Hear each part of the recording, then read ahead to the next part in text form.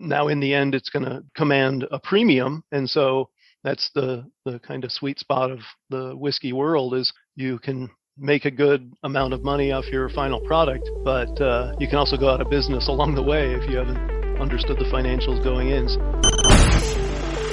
Growing a business requires a holistic approach that extends beyond sales and marketing. This approach needs alignment among people, processes, and technologies. So if you're a business owner, operations, or finance leader looking to learn growth strategies from your peers and competitors, you're tuned into the right podcast. Welcome to the WBS Podcast, where scalable growth using business systems is our #1 priority. Now, here is your host, Sam Gupta. Hey everyone, welcome back to another episode of the WBS Podcast. I'm Sam Gupta, your host and principal consultant at digital transformation consulting firm Elevate IQ. The processes of most food and beverage businesses are challenging due to government regulations. Still, the distillery business is even trickier due to maintaining inventory through the production process. There is significant inventory tied in the final phases of the production process. Then you don't have access to the final consumer as the government mandates you to go through the distribution channels. Finally, there are significant quality and packaging guidelines that need to be followed through and after the distribution. In today's episode, we have our guest, Jim Vinoski, who discusses the nuances of the distillery industry and its manufacturing and production processes. He also discusses the nuances of inventory and warehouse processes in this industry. Finally, he outlines the 3-tier and licensing system unique to this industry and shares an ERP story that was a massive success with implementation despite business model challenges. Let me introduce Jim to you. Engineer and Forbes magazine contributor, Jim Vinoski gets you these stories behind great American manufacturers such as Zamboni, Carhartt, and Ka-Bar knives. Jim built his storied career in manufacturing while never leaving the shop floor. He has engineered products ranging from plastics to food to bourbon over his 30-year career at companies such as Ralston Purina and General Mills. Jim currently runs all store brand manufacturing of dairy and beverage products for a dominant Midwest regional grocery chain and runs Cosgrove Content, providing writing services to industrial clients. With that, let's get to the conversation. Hey Jim, welcome to the show. Thank you, Sam. Great to be here. Okay, amazing. And I'm super excited to dig into your background. You have very unique background in specific industries. And obviously you write a lot for Forbes as well. So we are going to have exciting stories there.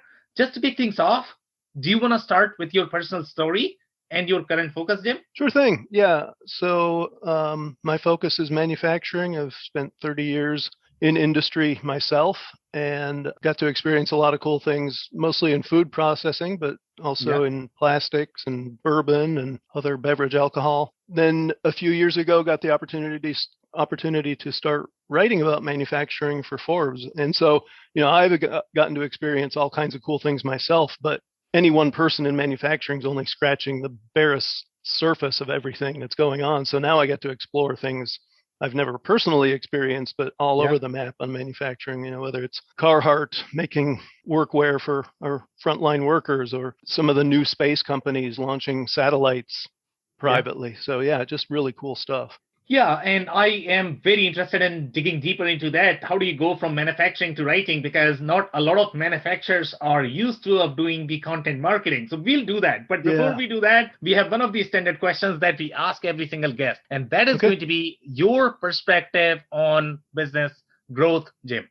Well, my perspective on business growth, obviously, that's the objective for everybody. Whether you're an entrepreneur working on your own or part of a multinational corporation. And what I think is going on is we're rediscovering the customer. Now, some people never lost that focus, but too many of us got so mired in KPIs and processes that we kind of took our eye off that ball. And I think we're seeing a resurgence now in understanding that you can do all the good in the world, but if you're not taking care of your customer, you're not only not growing, you're probably going backwards and disappearing. Yep, 100%. And you are absolutely right with your comment about the rediscovering of the customers. I think that is very important. So now let's look at first your background. I mean, obviously, you have a very interesting journey here, as I mentioned, from manufacturing to writing. And I don't know how pleased overall you are with the way manufacturers are rediscovering or discovering their customers right now, especially with the help of, let's say, writing or content marketing. So do you believe that the manufacturers are investing enough time and resources, and if the content marketing or the writing is super important for them to position themselves as a thought leader in their spaces? Yeah, I'm going to take that last part first. Yeah. It's essential for people to be getting their name out there and connecting with people in the real world. Yeah. And so my take on that whole thing on content marketing is if you don't have that as part of your main strategy, you're already behind. And so as to the first part, I'm excited by what I see in the manufacturing world, because I do see that people are getting that lesson and engaging and, really making those connections they need to with the real people out in the world. And, like I said, I think we missed that for quite a while, and it's just great to see it coming back, especially American manufacturing, I think, is grabbing hold of what was a really negative past year and a half and understanding that there's a golden opportunity coming out of it for a resurgence of production here in the U.S. Yeah. So on that note, let's talk about your different background that you have in different kind of manufacturing. And some of these manufacturing environments are going to be completely different. When you talk about plastics manufacturing versus your distillery manufacturing, right. It's completely different from the manufacturing perspective, from the supply chain perspective, procurement, quality, compliance, everything. So if you were to compare and contrast your experience in many different manufacturing situations and how distillery business is going to be different, can you talk about some of those nuances and the differences?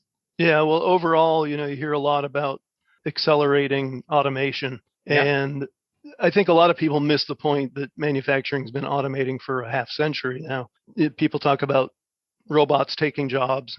Automation has been taking certain jobs for a long, long time. The positive there is the jobs that automation tends to take are those that are dangerous, dirty, uncomfortable. And so, people lamenting the loss of those jobs probably never worked them. That being said, automation's creating jobs. And I think that's what's true across the board. You talk about my experience in distillation, and that's a very different business. Again, there you look at automation, it's been happening. It'll continue to accelerate with the difficulty of getting employees, especially skilled tradespeople. You're going to continue to see those mundane jobs automated away so that we can focus on getting the higher skilled jobs filled. Yeah, interesting comments there. So let's say if I have some audiences that may not be familiar with the nuances of the distillation or distillery business, I mean, for them, it's just like producing a food item, right? So describe the manufacturing process, how the manufacturing process in distillery is going to be different from the other industries. Right. The first thing that pops into my head is the whole regulatory side. So beverage alcohol is not regulated by the FDA. It's regulated by actually the Bureau of Alcohol, Tobacco, Firearms and Explosives with the TTB subsegment there. So it's really all about tax. It's not to say you don't have to pay attention to food safety and all the things that are vitally important across any industry making things for human consumption. But it's that whole extra layer beyond that and that whole different focus. And so it makes it a much more involved and sometimes difficult business to cover all those bases, to be making essentially a food product and then Yeah. to also have to be concerned about this other regulatory arm that's very heavily involved, because obviously alcohol is highly taxed, and the Yeah. government is highly interested in collecting those taxes. Yeah, so let's go one level deeper into this business, Sure. right? And let's find out, what kind of raw materials are being used, where they are sourced from, are they sourced locally, internationally? What kind of challenges are associated with the supply chain? What are different steps that are going to be there with respect to manufacturing process, and where these businesses need to be slightly careful, I would say, with that manufacturing and quality process. So describe these steps, describe the raw materials that are being used, and what are different finished products that we can expect from this business. Right. So distillation, obviously, I think most people are aware of what we're talking about, but beverage alcohol, vodka, gin, whiskey, bourbon, all of these different alcohol products, they follow a basic production methodology, and it all starts with essentially milling grain. You're bringing in grain as a raw material. For the vast majority of what we're talking about, it's going to be corn. Yeah. And so you're bringing in corn off of farms. That's pretty much entirely domestic. You can see some grains coming from Canada, and some of the more minor things might come from overseas, but the vast majority of that's going to be domestic sourcing. You really have to be cognizant of what you're making and what quality standards that you have to adhere to. So, for example, in my background, I was part of a purchase of a distillery that was making bourbon, and it was bought by a company that focused more on vodka and even commercial alcohols.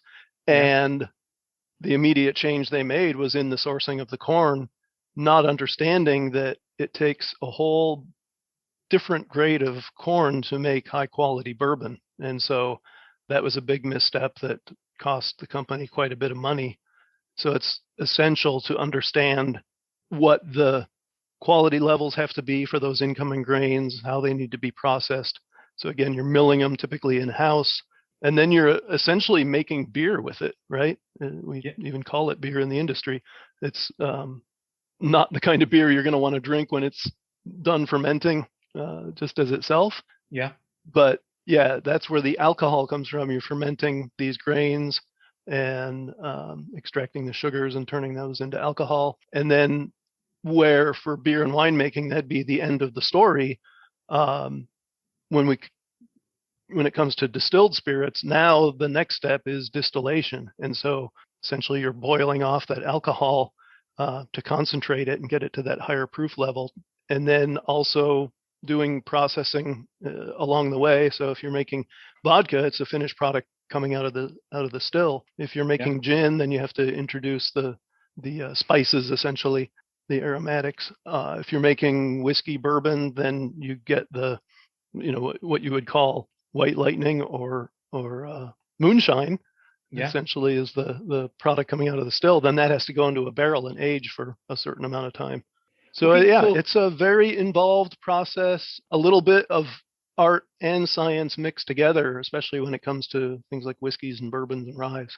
Yeah, and that's exactly what we are interested in, right? So when we look at these different finished products, right? I mean, we obviously love drinking these products, but I mean, it's always interesting to know how they are really produced. So obviously, as you mentioned, that this is going to be a very involved process. So when we compare these different products, when we compare, let's say, whiskey to vodka to gin, so you did mention that there are going to be some ingredients that are going to be different in these products, but is the production process different as well? It's different in different spots. So it can be very much the same all the way through distillation. Then if you're making gin, you're adding spices to it, whether that's as part of the distillation process or post-processing, essentially.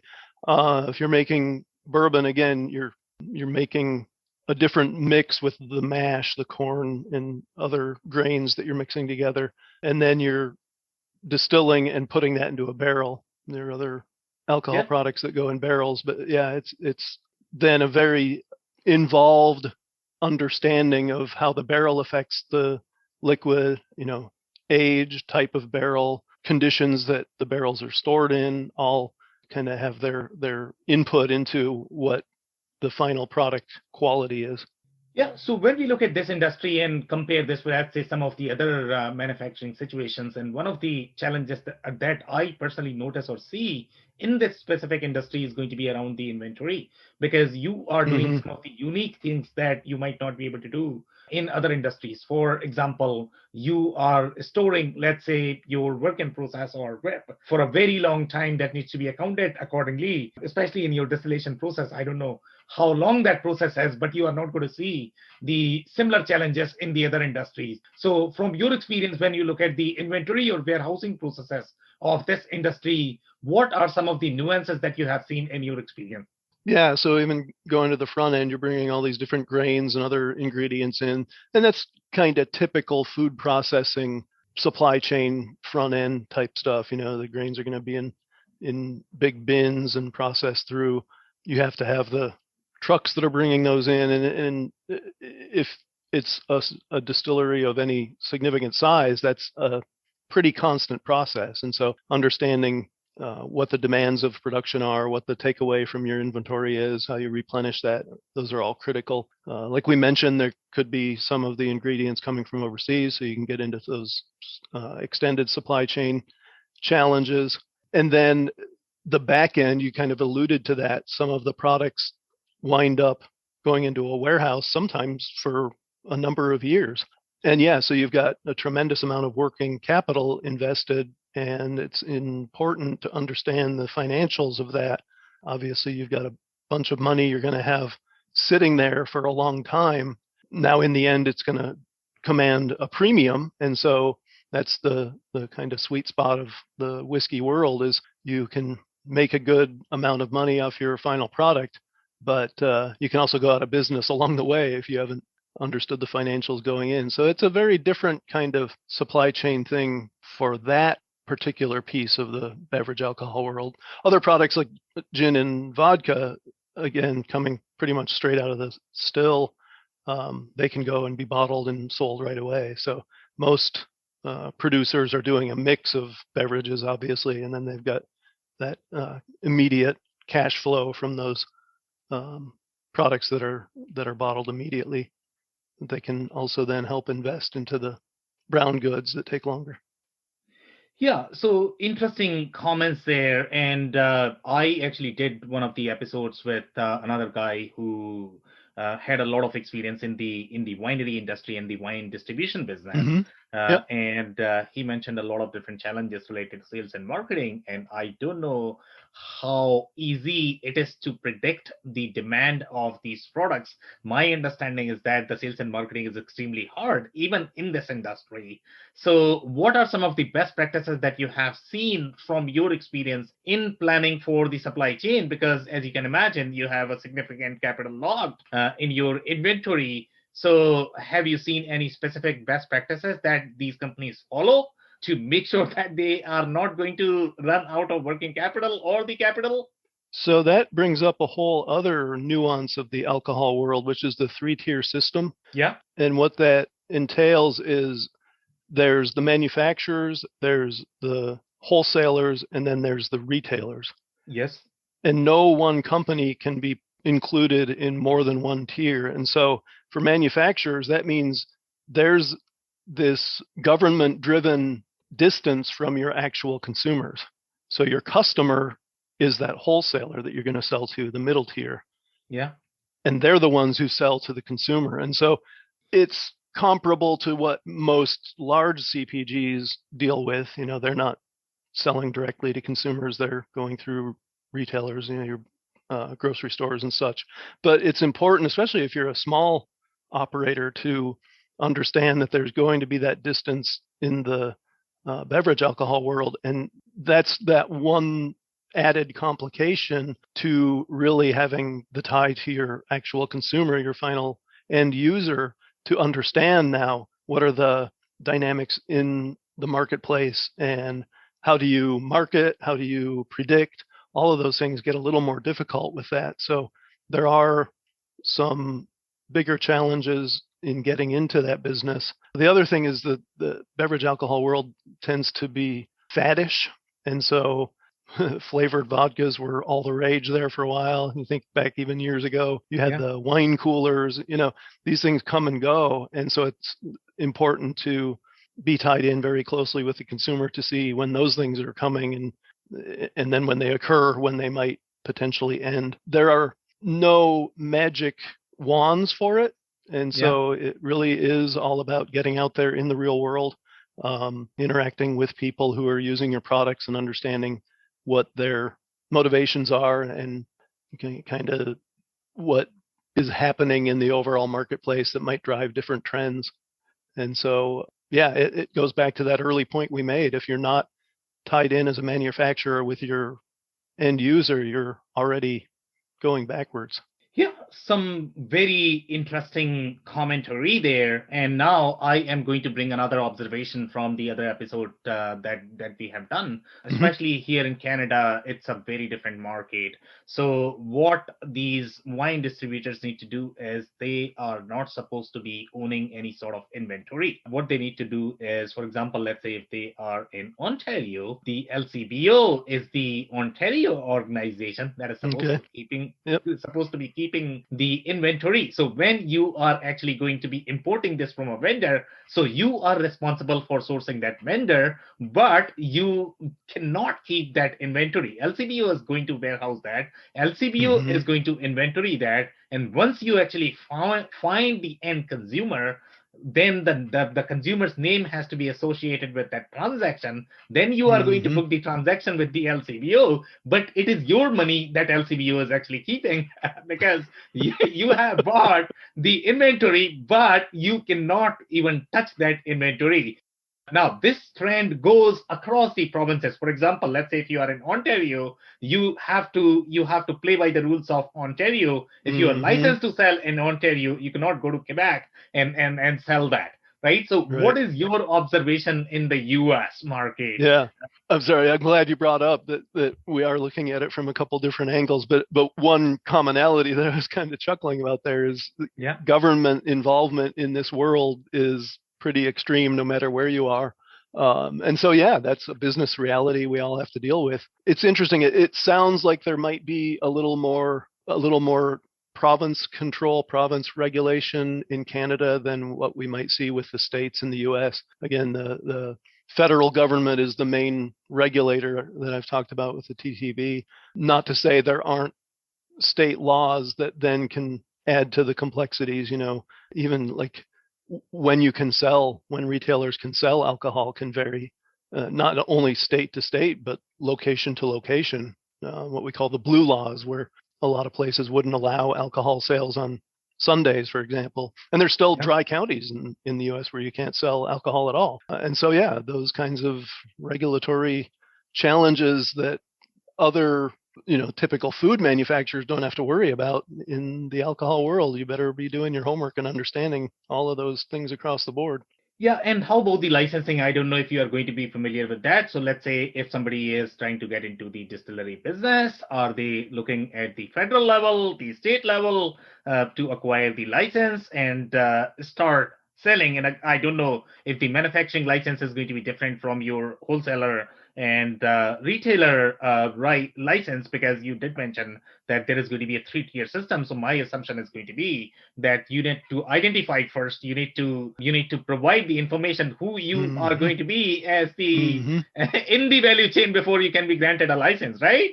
Yeah, and that's actually definitely state level and federal level. So there's going to be licensing for both of those. Then you also need to check with your particular area. There can be local, county, city licensing. So yeah, more of the challenges of business that get even more difficult with these highly regulated industries. Interesting. So why are there 3 different licenses at the federal level, then a state level, and then you mentioned the county level as well? So are these to sell at the federal level, let's say if you want to sell at the federal level, or are there different layers that you need to get approved to be able to sell in a specific county? So it's different layers and different parts of just starting a business. If you're starting, say, a micro distillery, you have to first establish a business entity, and typically that's going to be an LLC, we call it here in the U.S., and that's licensed at the state level. And so you would start with that state licensing. But then if you're doing beverage alcohol, that's at the federal level, which is a whole other layer and a whole other business process that you're licensing. And again, there can be local and county things as well. So it's really those different government levels and then the different types of licenses that you might have to hold. Yeah, interesting. So you did mention the term. I mean, we always hear these microbreweries or micro distilleries, but I don't know, what are going to be technicalities of that business? Can you touch the differences? I mean, what exactly is micro distillery from the business model perspective? Oh, yeah. I don't know the number. There is a definition as far as the amount that's produced in a year that defines whether you're a micro brewer or micro distiller. But essentially, it's going to be a small, usually local or regional entity versus the large national and multinational producers. I see. And do they have the tax advantages as well when it comes to, let's say, if I'm not producing as much, am I still paying the same taxes as my big guy? Yeah.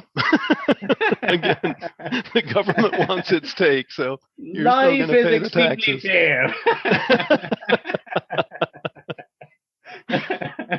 Okay, amazing. Do you have any stories that you might be able to share which provided you the shocking experience of these industries when you compare this with different manufacturing that you have worked on, that you found, okay, this was a very unique experience in this industry?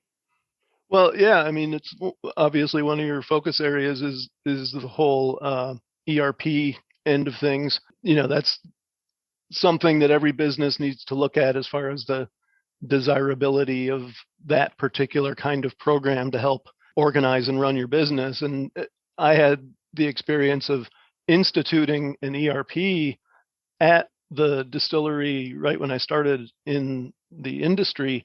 And it was just really interesting because the location I was at had been purchased by this larger entity. We were instituting it across the board, but it was a local launch for the distillery that I was focused on. And that disconnect between the purchaser and the new purchasee was actually beneficial because, one thing that's always difficult when it comes to these big launches of software suites is when people get protective of their particular function, their particular silo. And success in launching those things is always about tearing those silos down and getting everyone on board. Having that recent acquisition kind of laid it all wide open, and it was the most successful ERP launch I've ever been part of. Even though we weren't as well resourced as some of the other companies I've worked for and seen these kind of launches not go so well in, because there was that kind of all hands on deck and everyone working together versus protecting their turf, it was extremely successful. So it was a positive story there, kind of unexpected, but you count your blessings when they happen. Yeah, so you are talking about something extremely unexpected. Nobody expects that ERP implementations are probably going to go well. Okay, I know, so you have to tell us the specifics. Okay, what you had done or what your company has done in making sure. I know that you have touched at a very 30,000 foot level. So what I really want you to do is touch the specifics in terms of what really worked. And this is a very unique industry from the business process perspective, the way we discussed. When you talk about the kind of sales orders you are going to have, the kind of purchase orders you are going to have, the kind of inventory processes you are going to have. So if you don't have somebody who really understands the nuances of this specific industry, I can almost guarantee that the failure rate in this industry is going to be 95%. So you are probably in the less than 5%. So touch on the specifics, what you guys have done in making sure the implementation goes well, and what are those specific business processes that were most critical for your ERP implementation, but somehow you didn't have that risk. So I think the big picture piece is this was across the board. This was rolling out the entire ERP suite all in one fell swoop.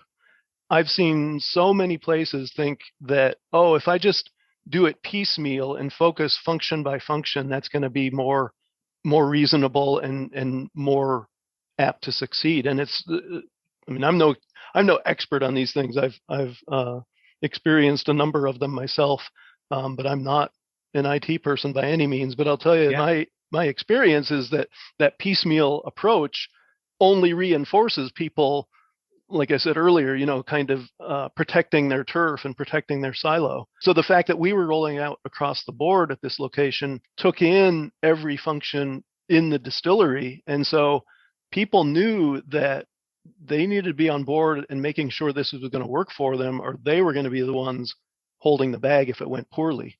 And the other thing we benefited from is we had a lot of the longtime experts at this location who had come along with the acquisition. So another, I guess, caution is when you go in and you acquire a new location or a company, if you think that you're going to install your experts and they're going to deliver the goods because they know so much in your area of business, that may not be the case because there can be local nuances and differences. In this case, it was very much a bigger focus on beverage alcohol and brown goods specifically, that if we hadn't had that in-house local expertise that came with the acquisition, it would have been a disaster. And so having people who know those individual pieces that you talked about, Sam, so, whether it's sourcing the grains, the production of the beer, the distillation, the bottling, the shipping, all of those pieces of the supply chain have to be well understood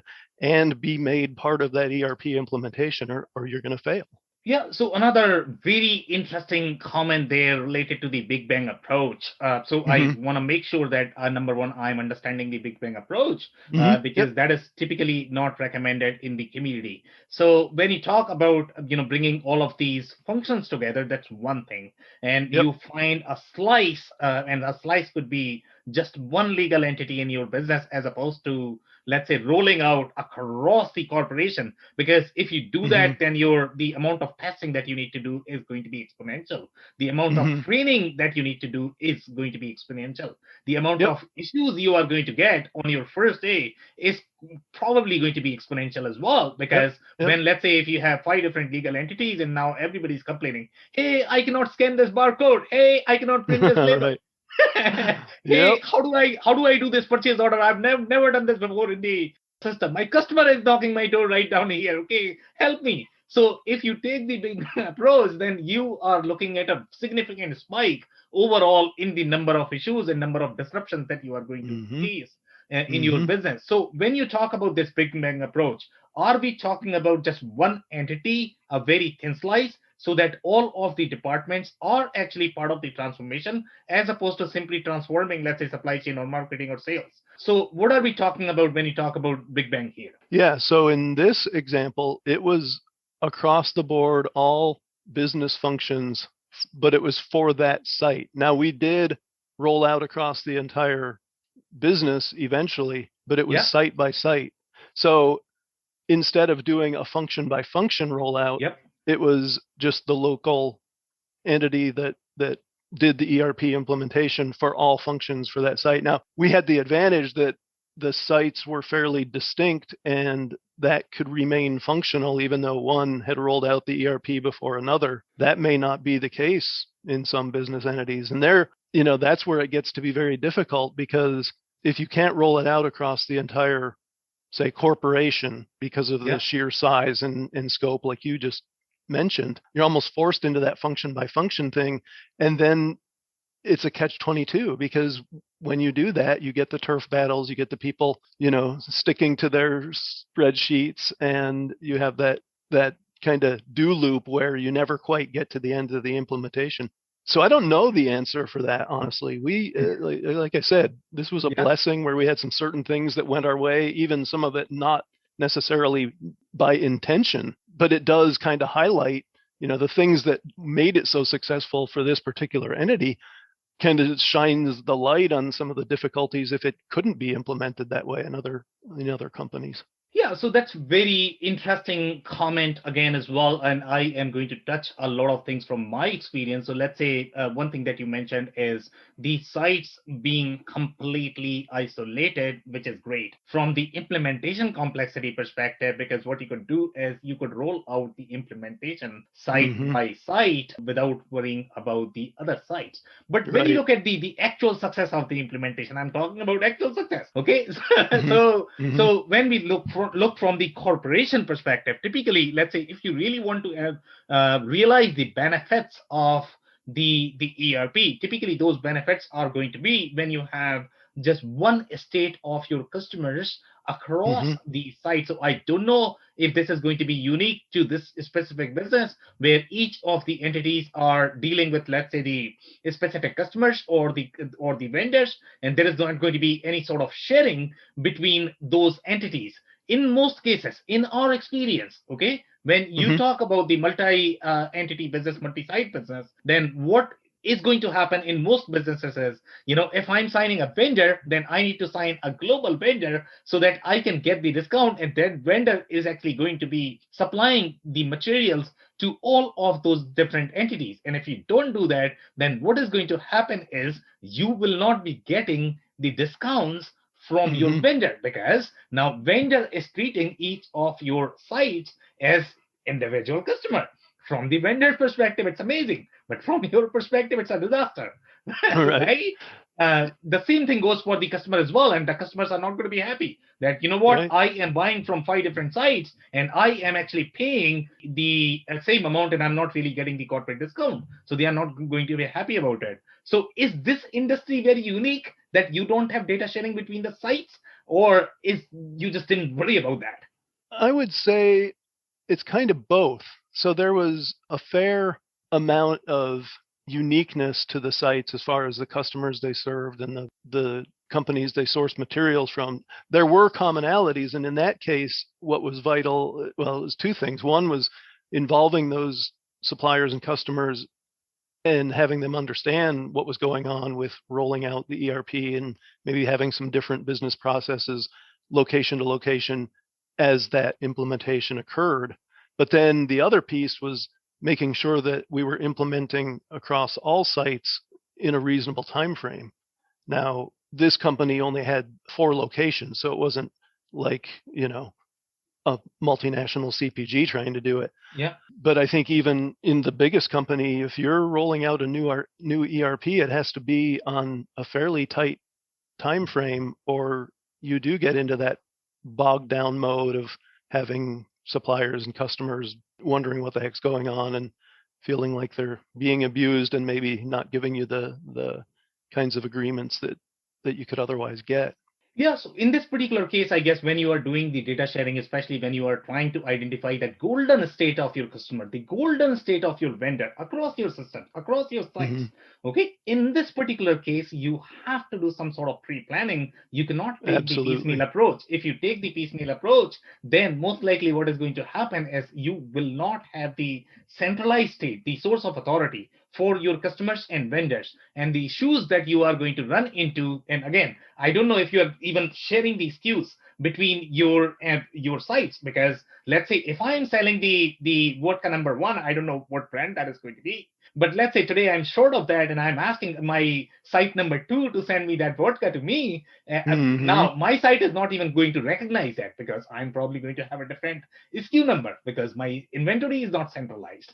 So there are a lot of issues around the data sharing across Right. the entities. And if you don't pre-plan that, again, this has nothing to do with the system as such. It has to be Right. pre-planned from the business perspective that this is the ideal state of my site. This is how I am going to be sharing data between the two sites. And that's going to be your customer state, the vendor state, and the inventory, the way it is identified and recognized in different systems. So I'm Yeah. actually surprised that you guys didn't run into that nuance or the challenges. Well, it's not like we didn't have those challenges. Again, we had the expertise on site for this particular location that went so extremely well, and the ties to our customers and suppliers, where we were able to communicate up front, hey, there's going to be disruption. Here's how it's going to flow.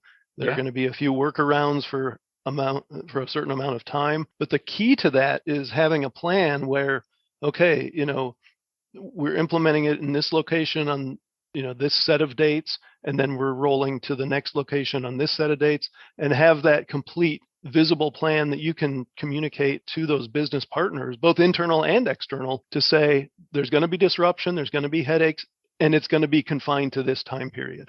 Then you Okay. get people on board and understanding and willing to work with you versus feeling like they're being abused because you pulled this trigger without ever letting them know. Yeah. are there any KPIs that you had in place?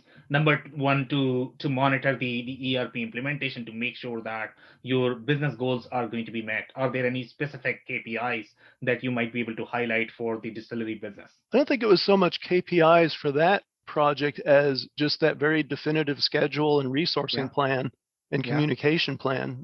That's the key to something like that, is having that all mapped out up front and understanding that the best map is still going to fall short. The best plan is going to fail in some regard, and having the resources ready and a kind of reaction force that can take on those challenges that are unforeseen, but to have it really well mapped out with people who are expert in, in this case, an ERP rollout. We had external folks who had done it hundreds of times themselves, advising us to say, have these kinds of plans made, have this kind of time frame, have this kind of resourcing, so that we went into it with that extremely detailed and well thought out implementation plan. Okay, amazing, Jim. So that's it for today. Do you have any last minute closing thoughts by any chance? I think we covered some really cool stuff from a general perspective on manufacturing, around understanding your customer. And then we touched in this ERP discussion about the supplier end that we didn't really cover up front. It's equally vital when we talk about really knowing the people who use your product. You really have to know that front end of your supply chain as well, and the people supplying you the raw materials that you use to make the product. It's equally important to have those strong ties and that strong understanding of where they come from and what their business is, so that you can interact with them as effectively as possible. Okay, amazing. And my personal takeaway from this conversation is going to be distillery business is going to have a lot of different nuances overall from the process perspective, from the regulation perspective. So make sure you plan them if you want to make sure that your implementation is going to go as well as Jim's was. So thank you so much. Thank you, Sam. Great conversation. Of course. I cannot thank our guests enough for coming on the show, for sharing their knowledge and journey. I always pick up learnings from our guests, and hopefully you learned something new today. If you want to learn more about Jim, follow him on LinkedIn and Twitter.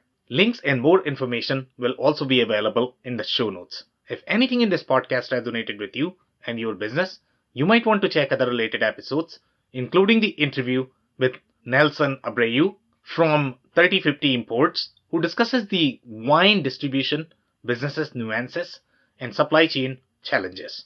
Also the interview with Mark Sanchez, who discusses selling to and negotiating with FMCG buyers with buying environments where they need to make quick decisions and move fast.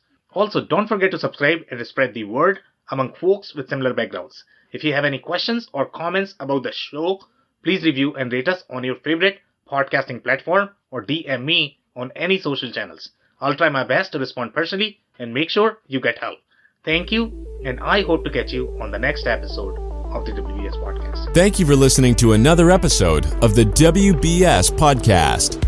Be sure to subscribe on your favorite podcasting platform so you never miss an episode. For more information on growth strategies for SMBs using ERP and digital transformation, check out our community at WBS.rocks. We'll see you next time.